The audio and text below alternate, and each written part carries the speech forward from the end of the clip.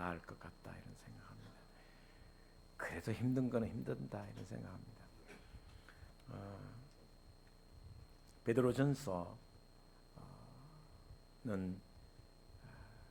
주제가 있습니다. 왜냐하면 이 베드로전서가 쓰여질 때가 로마의 핍박이 그야말로 극에 달하였을 때이기 때문에 고난과 핍박과 박해, 아니 심지어 곳곳에서 사자의 밥이 되고 또 검투사의 원형 경기장 안에서 희생될 수밖에 없는, 예수 그리스도를 부인하지 않으면 순교할 수밖에 없는, 죽음을 맞이할 수밖에 없는 그런 비참한 지경에 이르렀던 시대가 바로 베드로가 쓴 이 편지의 시기입니다. 어떻게 보면 지금 우리와는 좀 동떨어진 이야기이기도 합니다. 그죠? 왜냐하면 신앙하기 참 편하잖아요. 물론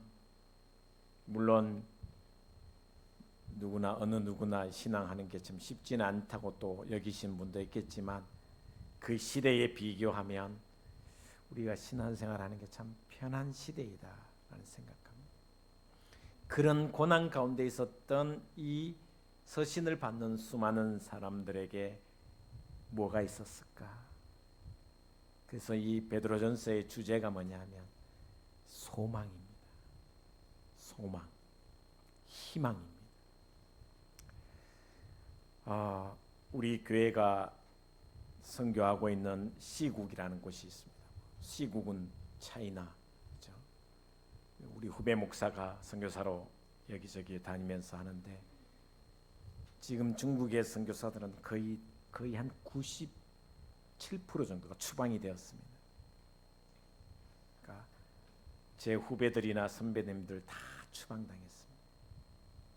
그래서 간 사람께 다시 가는 곳이 어디냐면 미얀마나 라오스나 말레이시아를 가는 이유가 뭐냐면 거기 중국인들이 많이 와 있기 때문에 다시 그쪽으로 선교사로 나가는 경우가 많습니다. 지금 북한을 한번 생각해 보면 지금 3대째 이 공산주의 사회주의 국가 속에서 여전히 하나님을 찬양하고 예배하는 사람들이 있단 말입니다. 중국에서도 지하교회에서 정말 목숨 걸고 복음을 영접하고 예배하고 찬양하는 그런 사람들에게 가장 다가오는 이 단어가 뭐냐면 희망, 소망. 이것을 빼놓을 수가 없습니다. 어떻게 보면 지금 우리가 편안하게 신앙생활하는 것 같지만, 제가 이렇게 한 분 한 분 이렇게 신방하고 또 이야기하다 보면 또 그렇게 또 편안하지는 않습니다. 지난 주중에 제가 입원해 계신 우리 김대농 권사님 고관절 전치환 수술을 했는데, 이제 오른쪽 다리가 완전히 이제 경상도 말로 뻐덕다리가 이제 돼갖고 무릎을 못 굽히는데, 제가 잠깐 이제 간호사 선생님하고 이야기를 했는데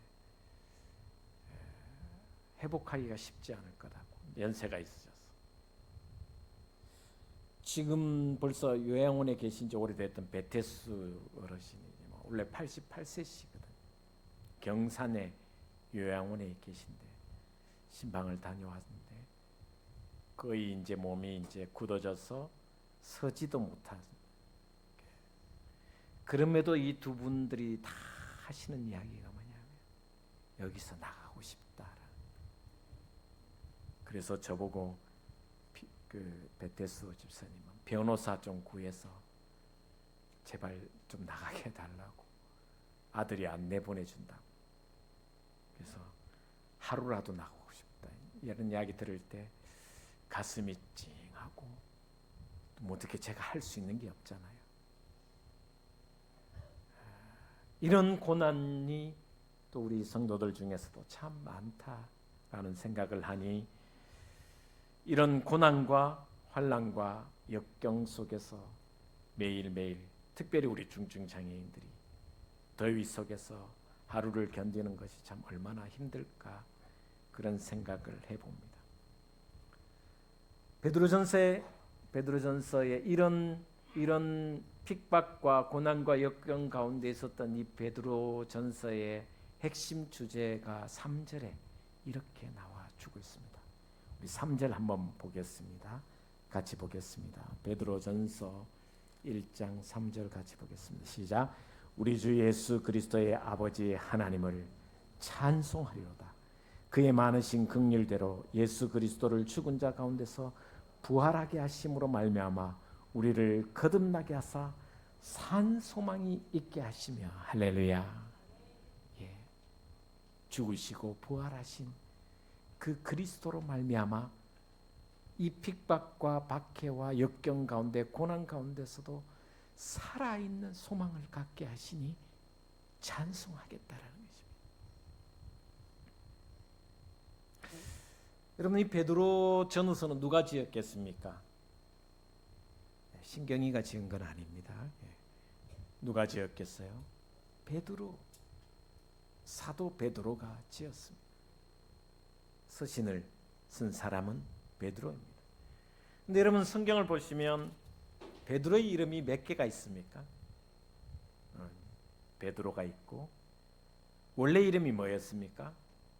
시몬이었습니다.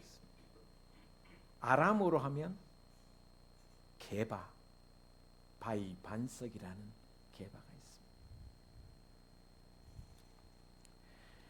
근데 여러분 성경을 보시면 예수님이 베드로를 부를 때 장면들을 자세히 한번 읽어보시면 재미있습니다. 어떤 때는 시몬아, 또 어떤 때는 시몬 베드로라 같이 부르기도, 어떤 때는 게바라 그렇게 부르기도 하잖아요. 근데 사도행전에 보면 베드로로만 거기 나옵니다. 어떤 때는 시몬, 어떤 때는 베드로, 게바, 어떤 때는 시몬 베드로라고 부른다.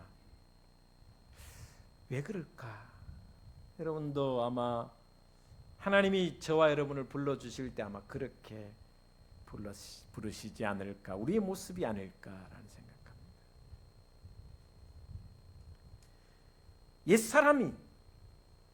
옛사람이 그대로 남아있을 때는 시몬이라고 부르십니다. 바요나 시모나, 요나의 아들 시모나. 그러니까 옛 모습이 그대로 남아 있을 때를 이야기합니다.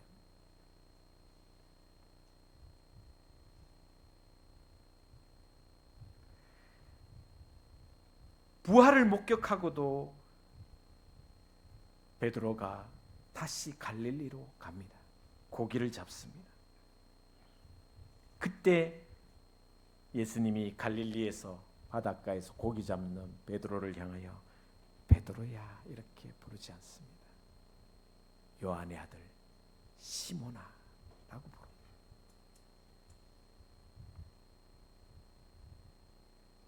육적인 모습에서는 언제나 시몬이라고 부르고, 또 때로는 육적인 모습과 영적인 모습이 반반 정도 될 때는 시몬 베드로라고 부르기도 하고,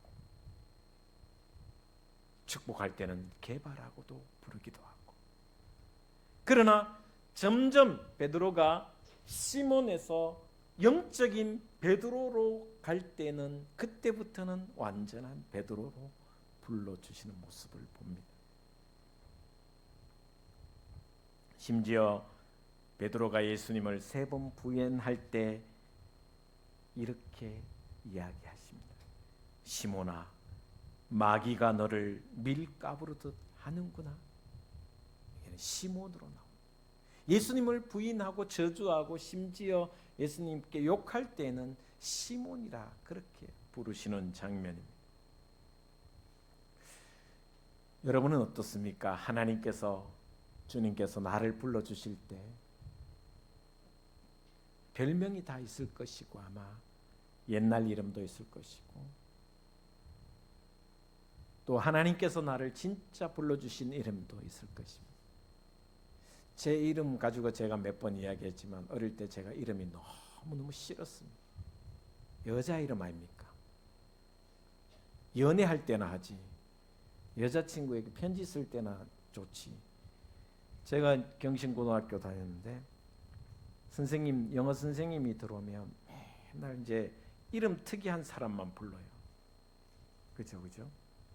그래서 제 이름이 딱 그러면 신경이 있는 대구여고 가야지 왜 경신고등학교 왔냐.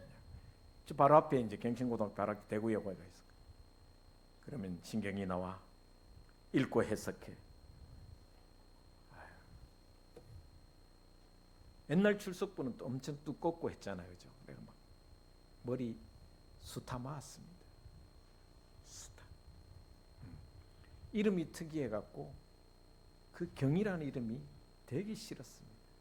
너무너무 싫었습니다. 우리 할머니가 지어주셨는데 병희, 경희, 용희, 순희 다 희자 돌.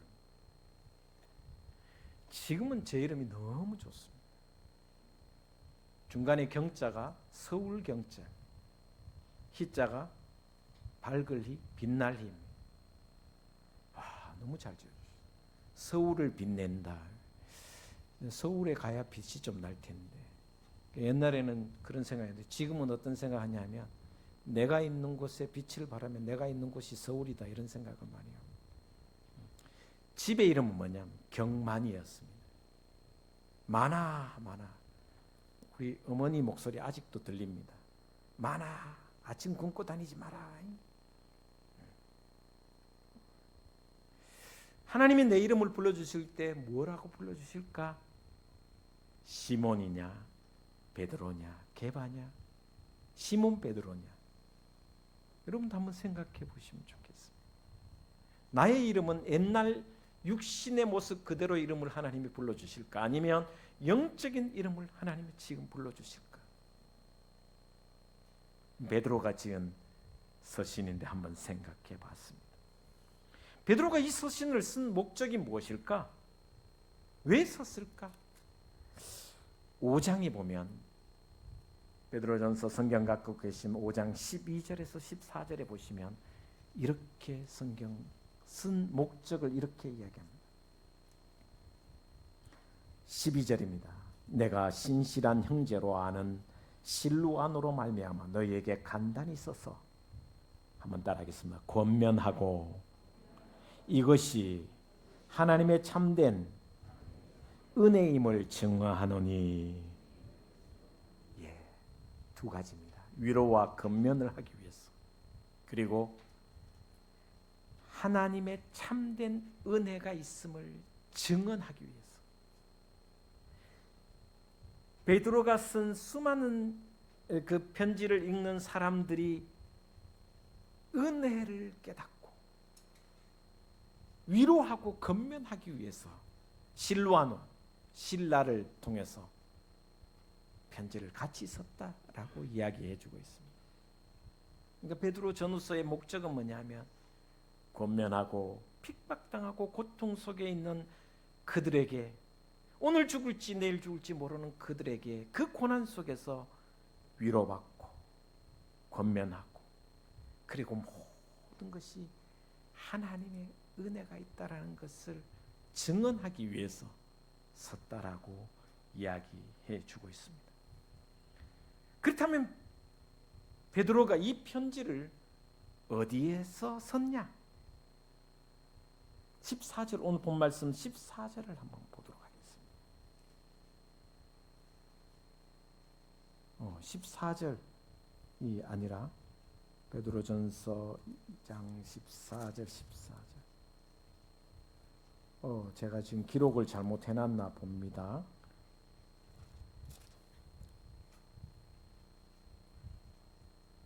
5장 13절.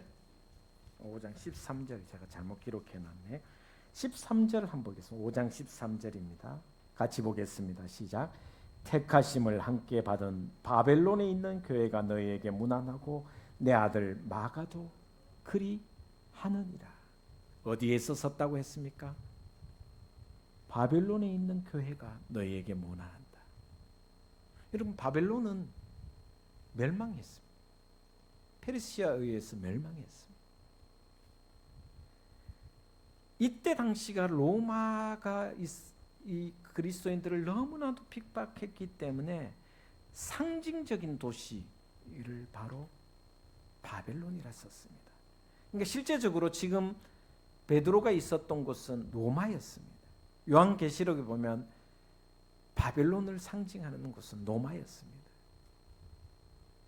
사탄과 또 모든 적그리스도의 핵심이 바로 바벨론이라 했는데, 지금 베드로가 편지를 쓴 곳은 어디냐면 로마에서 편지를 쓴 거죠.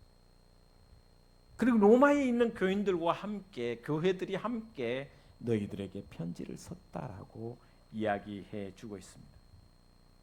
엄청난 박해가 있었기 때문에 실제로 바벨론에 있지 않고 상징적으로 로마에 있었다라는 것을 이야기해 주고 있습니다. 그 편지를 받는 사람들이 누구였는가에 대해서 한번 살펴보겠습니다. 오늘 1절에 보면 이렇게 적어 있습니다.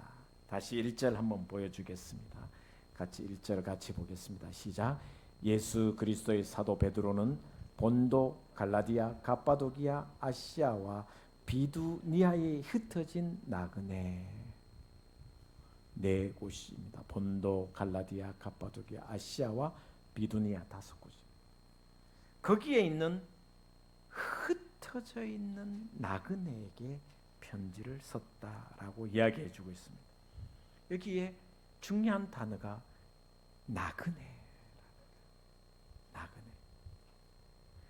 베드로에게 믿는 사람들, 그리고 하나님을 믿고 예수 그리스도를 영접한 사람들의 삶은 나그네의 삶이라 표현해놨습니다. 저와 여러분은 어떻습니까? 이 세상에 나가서 나그네처럼 살아가고 있는지. 나그네의 핵심은 머물 곳이 없고, 신앙적인 나그네의 표시는 여기가 천국이 아니고 영원한 천국을 바라보며 사는 것이 나그네라는 것입니다. 어떤 신학자가 이렇게 표현했습니다. 믿는 사람을 세상에 파견된 간첩이다, 스파이다. 우리 옆 사람 한번 보겠습니다. 당신은 천국의 간첩입니다. 네. 공산당 간첩이 아니고 하나님 나라에서 파견된 간첩, 스파이라는 거죠. 베드로전서 1장 11절에 보면 조금 더 나아가서 이렇게 표현해놨습니다. 11절에 보면 이렇게 얘기합니다. 자기 속에 계신 그리스도의 영이 그 받으실 고난과 후에 받으실 영광을 미리 증언하여 누구를 또는 어떠한 때를 지시하는지 상고하니라 라고 이야기해 주고 있습니다. 여러분, 나그네는 지나가는 존재입니다. 그런 지나가는 존재를 향하여 나그네, 곧 떠날 사람이라는 것을 이야기해 주고 있습니다. 4장에 보시면, 4장 4절에 보시면 이렇게 기록하고 있습니다. 베드로는 같이 읽겠습니다. 4장 4절입니다. 같이 보겠습니다. 시작. 이러므로 너희가 그들과 함께 그런 극한 방탕에 다름질하지 아니하는 것을 그들이 이상히 여겨 비방하나. 여러분, 어릴 때 제가 시골에 있으면, 시골에 농촌에 있으면 낯선 사람이 오면 이상해요. 그 사람 이상한 사람. 우리 어릴 때는 이렇게 무장공비나 이런 삐라나 이런 것들이 좀 많았잖아요. 산에 가면 삐라가 많았거든요. 그리고 우리 동네는 6.25 전쟁이 아주 극심한 동네였기 때문에 저희 아버지 말씀으로는 아버지 7살, 9살 때쯤인데 제가 정확하게 기억 안 나지만 9살쯤 같아요. 총알이 이렇게 빗발치는데 도랑이에 이렇게 머리를 이렇게 박고 한 3시간 동안 움직이지도 않았다라는 이야기를. 이유는 뭐냐면 우리 동네 바로 뒷산이 갈비봉이었습니다. 원래 산 이름이 있었는데 북한군과 아군이 계속 이렇게 하면 국군이 전쟁을 하면서, 그래서 어릴 때 우리 동네에 수류탄이나 이런 것들이 터져서 장애를 입은 친구들이 꽤 있습니다. 총알도 많이 주었습니다. 총알 주어서 이렇게 불에 넣으면 팍 날아가는 것도 많이 했습니다. 수류탄과 장난치다 갖고 우리 후배나 선배들 중에 장애인이 된 친구도 꽤 있습니다. 갈비봉. 뭔 이야기하다가 제가 이런 전쟁 이야기를. 낯선 사람이 오면 사람들이 다 이상해. 그렇죠? 그래서 그 무장공비나 이런 간첩이나 이런 것들도 있었기 때문에 이상하게 생각해요. 여러분, 저와 여러분이 세상에 가면 사람들에게 어떻게 비쳐요? 나그네로 비쳐요. 이상히 여겨져야 됩니다. 저 사람 교회 다니더니 이상해졌다. 비방거리가 되어야 됩니다. 낯선 사람으로 느껴져야 됩니다. 내가 알고 있는 신경이가 아니네 라고 느껴져야 됩니다. 이게 나그네의 삶입니다. 여러분 어떻습니까? 나는 가가 가고 거가 거고 이런 모습이라면 세상 사람들이 나를 보기에 이상히 여기거나 비방하거나 이러지 않으면 좀 내가 잘못된 겁니다.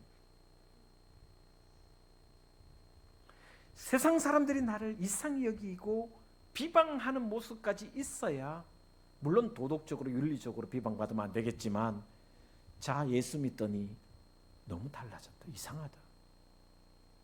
이게 나그네의 삶입니다. 그런 흩어진 나그네에게 편지를 썼다라고 이야기해 주고 있습니다. 그런데 그 흩어진 나그네는 고난받는 나그네였다라는 것입니다. 신앙으로 말미암아 고난당하는 사람들에게 편지를 썼습니다. 2장 19절에 한번 볼까요? 2장 19절에 보면 얼마나 어떤 고난이었냐면 이렇게 이야기합니다. 2장 19절을 같이 보겠습니다. 시작. 부당하게 고난을 받아도 하나님을 생각함으로 슬픔을 참으면 이는 아름다우나. 어떤 고난이었냐? 부당한 고난이었습니다. 내가 잘못해서 받는 고난이 아니라, 내가 잘못했으면 고난받는 것은 당연하잖아요. 벌 받는 것은 당연합니다. 그런데 예수 그리스도를 믿고 선하게 정말 하나님 말씀에 순종하다 보니까 정말 부당하게 고난을 당할 수밖에 없는 그 고난을 당한 흩어진 사람들아, 그렇게 이야기합니다. 다시 말하면, 한마디로 이야기하면 의를 위하여 고난받는 사람이었다라는 것입니다. 사람들은 여러분을 볼 때 어떻게 보고 있습니까? 4장 12절에도 그렇게 표현해 주고 있습니다. 사랑하는 자들아, 너희를 연단하려고 오는 불시험을 이상한 일 당하는 것 같이 이상히 여기지 말라. 그렇게 표현해 나왔습니다. 그렇다면 이 베드로 전서의 핵심 메시지가 뭔가? 가장 핵심적인 무엇인가? 물론 고난 중에 있는 사람들에게 살아있는 소망 되신 예수 그리스도를 전하고 그 예수 그리스도 그분, 살아있는 예수 그리스도 그분을 통하여 소망을 갖게 하는 것이 중요하지만, 정말 핵심 메시지가 뭐냐? 1장 6절에서 8절 한번 읽겠습니다.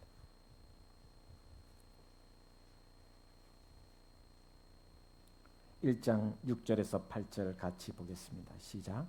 그러므로 너희가 이제 여러 가지 시험으로 말미암아 잠깐 근심하게 되지 않을 수 없으면 오히려 크게 기뻐하는도다. 너희 믿음의 확실함은 불로 연단하여도 없어질 것보다 더 귀하여 예수 그리스도께서 나타나실 칭찬과 영광과 존귀를 얻게 할 것이니라. 예수를 너희가 보지 못하였으나 사랑하는도다. 이제도 보지 못하나 믿고 말할 수 없는 영광스러운 즐거움으로 기뻐하니.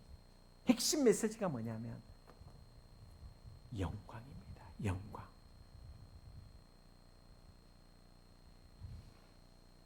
고난받는 그리스도인에게 주신 말씀이, 핵심 말씀이 뭐냐면 하나님의 영광이라는 것입니다. 이 고난, 부당하게 당하는 고난, 예수 그리스도를 믿음으로 말미암아 나그네로 살아가는 너희 그 고통과 부당한 고난, 선을 향함으로 말미암아 받는 이 고난을 통하여 하나님의 영광이 드리워지고 하나님의 영광이 나타나는, 이것이 핵심입니다. 그러면서 다시 말하기를 고난 없는 영광은 있을 수 없다라는 것을 이야기하는 것입니다. 십자가 없는 부활은 있을 수 없다라는 것입니다. 그러니까 지금 베드로가 수많은 믿는 사람들에게, 그 핍박 가운데 고난받는 가운데 있는 사람들에게 진정한 진짜 하나님의 영광은 예수 그리스도를 위해 고난받고 역경과 고통스러운 박해 속에 영광을 받을 수 있다라고 이야기해 주고 있습니다. 그런데 놀라운 것은 11절 12절에 한번 보겠습니다. 11절, 오늘 성경 많이 찾습니다. 11절 12절 같이 보겠습니다. 시작. 자기 속에 계신 그리스도의 영이 그 받으실 고난과 후에 받으실 영광을 미리 증언하여 누구를 또는 어떠한 때를 지시하시는지 상관이라. 이 섬긴 바가 자기를 위한 것이 아니요 너희를 위한 것임이 계시로 알게 되었으니 이것은 하늘로부터 보내신 성령을 힘입어 복음을 전하는 자들로 이제 너희에게 알린 것이요 천사들도 살펴보기를 원하는 것이니라. 무슨 말이냐면 이 하나님의 영광이 고난 속에서 고난을 통하여 영광을 받는 것을 천사도 부러워한다라는 것입니다. 천사가 부러워한다는 것입니다. 여러분, 우리는 많은 사람들이 천사를 부러워하죠. 내가 영으로서 천사가 되었으면 좋겠다 이런 생각하고 천사처럼. 그러나요, 천사는 우리보다 좀 못하게 하나님이 지으셨다. 그러면서 천사가 우리를 부러워하는, 가장 부러워하는 게 뭐냐? 하나님의 영광을 받는 것을 부러워한다는 것입니다. 그 하나님의 영광은 고난을 통해서 받을 수 있다는 것을 이야기해 주고 있습니다. 저와 여러분이 하나님을 누리고 우리가 하나님께 영광을 돌리고 하나님이 우리를 영광스럽게 하는 것은 고난받는 그리스도인이기 때문이다 라고 말씀해 주고 있습니다. 그래서 여러분, 이 베드로 전서를 읽다가 보면 고난, 시련, 그 다음에 핍박, 연단, 그리고 또 가장 많이 나오는 단어가 뭐냐면 영광이라는 단어가 계속해서 나옵니다. 5장 1절 한번 볼까요? 5장 1절에 이렇게 기록하고 있습니다. 같이 보겠습니다. 시작. 너희 중 장로들에게 고난오니 나는 함께 장로된 자요 그리스도의 고난의 증인이요 나타날 영광에 참여할 자니라. 할렐루야. 장로, 목회자도 장로고 장로님도 장로님입니다. 그런데 고난의 증인이다. 그들은 고난의 증인이고 나타날 하나님의 영광이 나타날 텐데 그 나타날 영광에 참여할 사람들이다라고 이야기하고 있습니다. 장차 나타날 영광에 참여할 사람이 누구냐? 장로들이라. 봉사와 섬김에 최선을 다하는 것은 영광에 참여하기. 여러분, 기도 열심히 하고 교회를 주일날 와서 열심히 섬기는 것, 하나님의 영광에 참여하기 위함입니다. 수많은 고난이 있지만 그 고난이 올 때에 고난을 통해서 하나님이 우리를 영광스럽게 하신다는 이 사실이 여러분에게 믿음으로 아멘으로 하답하시기를 주의 이름으로 축복을 드립니다. 그러면 이런 고난 가운데 우리는 어떻게 영광스럽게 되는가? 영광스럽게 되는 것은 어떻게 되는가에 대해서 우리가 알아야 됩니다. 한번 따라하겠습니다. 은혜입니다. 인간의 노력, 인간의 의지, 사람의 그 어떤 공로로서도 되는 것이 아니라 오직 은혜라는 것입니다. 말씀을 다시 보겠습니다. 1장 10절입니다.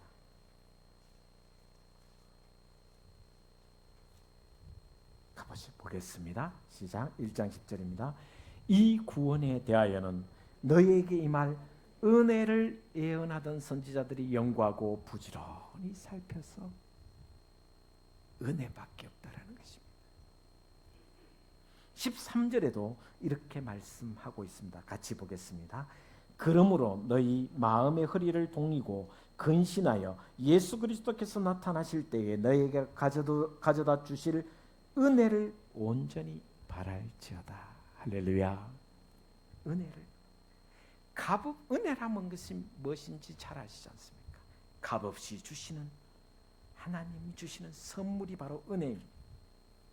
그 은혜로 말미암아 고난을 이길 그때에 하나님의 영광이 우리에게 주어진다라는 것입니다. 방금 읽었던 2장 19절 말씀에 보면 이렇게 제가 다시 말씀드리겠습니다.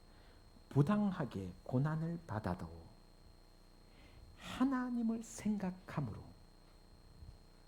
여러분, 하나님을 생각한다라는 게 뭡니까? 하나님의 은혜입니다. 은혜입니다. 하나님을 바라보고 하나님을 생각한다라는 것은 은혜 아니고서는 슬픔을 참기 어려우며 고난을 참기 어렵다라는 것을 이야기합니다. 여러분, 원형 경기장에서 사자의 밥이 되고 검투사와 싸워서 수십일 굶겨갖고 검투사와 싸우는데 싸움이 안 되죠. 그래서 결국 그 검투사의 칼에 가슴이 찔려 목이 달아나 죽으면서도 죽는 그 순간 속에서도 그 고통과 슬픔과 정말 박해 속에서도 그들이 하나님을 생각했다는 것은 은혜 아니고서는 그것을 견딜 수가 없다는 것입니다. 그 고통을 참을 수가 없다는 것입니다. 내 힘이 아닙니다. 내 능력이 아닙니다. 은혜가 아니고서는 그 아무것도 할 수 없다라는, 하나님의 영광을 받을 수 없으며 고난을 이길 수 없다라는 것을 말씀해 주고 있습니다. 심지어 3장 7절 한번 볼까요? 3장 7절에 이렇게 얘기합니다. 같이 보겠습니다. 여기 남편들아 아내들아 똑같이 읽겠습니다. 여자들은 아내들아도 하고 남자들은 남편들아. 같이 보겠습니다. 시작. 남편들아 이와 같이 지식을 따라 너희 아내와 동거하고 그를 더 연약한 그릇이요 또 생명의 은혜를 함께 이어받을 자로 알아 기이 여기라. 이는 너희 기도가 막히지 아니하게 하려 함이라. 부부의 삶도 부모 자식 간의 모든 것도 은혜가 아니고서는 이겨낼 수 없다라는 것을 알아야 된다는 것입니다. 하나님이 주신 은혜가 아니고서는 부부간의 갈등, 부모 자식 간의 아픔을 이겨낼 수가 없다라는 것을 이야기합니다. 마찬가지, 교회에서도 마찬가지입니다. 성도 간의 갈등, 목회자와 갈등, 서로 간의 아픔이 있을 그때에 하나님을 바라보고 하나님을 생각하고 은혜로 이 모든 것을 이겨내라고 말씀해 준 것입니다. 그 다음에 4장 10절과 5장 5절에서 10절과 또 12절에 보면 직분도 마찬가지입니다. 나에게 준 직분, 정말 부엌일 하다 보면 참 힘듭니다. 찬양대 또 곳곳에서 섬기는 일 하다 보면 참 쉽지 않습니다. 사람들이 나를 괴롭힙니다. 일이 힘든 게 아니고 사람이 나를 힘들게, 말이 힘들게 해요. 그냥 지나가는 말인데 내 가슴에 완전히 멍이 되도록 치는 사람도 가끔 있습니다. 그런 직분을 감당하고 내게 맡은 사명을 어떻게 감당하냐? 은혜로 감당하라는 것입니다. 내 힘으로 내가 참아야지, 이빨을 꼭 깨물고 한번 참아보자, 안 됩니다. 이빨만 아픕니다. 잇몸만 상합니다. 하나님을 생각함으로 은혜가 아니고서는 이겨낼 수 없습니다. 바라보면 참 교회 못난 모습 많이 보이죠. 여러분 그렇지요? 여러분이 저를 봐도 우리 목사님 이렇게 하면 좋을 텐데 왜 저래 하는가 싶은 생각도 들잖아요. 맞지요? 예, 감사합니다. 그런 생각이 들 때도 은혜로 견뎌요. 내 마음에 안 드는 사람 왜 없겠어요? 속상하지. 어떤 때는 가면 한 대 딱 때리고 싶은, 야 임마 정신 좀 차려라 이 김집사야. 김집사만 맨날 욕해서 죄송합니다. 서집사야 이렇게 탁. 서집사는 한 명밖에 없구나. 아, 저 서집사님 또 계시네. 그런 생각이 들 때가 있죠. 왜 없겠어요? 그러나 직분을 감당하고 사명을 감당할 때도 내 힘으로 이길 수 없습니다. 하나님의 은혜로, 하나님을 생각함으로, 예수 그리스도의 십자가를 바라봄으로 그렇게 감당하라고 말씀해 주고 있습니다. 다음 주부터 다시 본문을 돌아가서 하나하나 살펴보도록 하겠습니다. 기도하겠습니다.